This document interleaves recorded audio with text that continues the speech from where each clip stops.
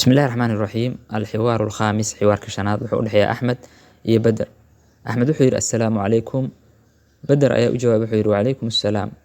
Axmed wuxuu yiri hada akhi huwa mudarrisun kani waa walaalkay waana macallin. Badar wuxuu yiri ahlan wa sahlan soo dhawow.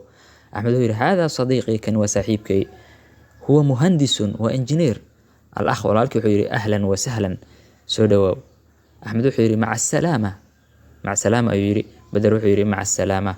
مع السلامة. الحوار الخامس حوار كشناد وحو دحيا أحمد iyo Badar. Axmed wuxuu yiri assalaamu calaykum. Badar ayaa u jawaabay wuxuu yiri wacalaykum assalaam.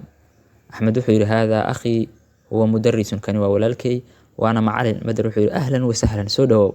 Axmed wuxuu yiri hada sadiiqi kani waa saaxiibkay huwa muhandisun wa engineer. Al-akh walaalkay wuxuu yiri ahlan wa sahlan soo dhawow. Axmed wuxuu yiri maca assalaama. Maca assalaama ayuu yiri. Badar wuxuu yiri maca assalaama. مع السلامة. يريد درسي هنا هالكاس أيو نودين هاي.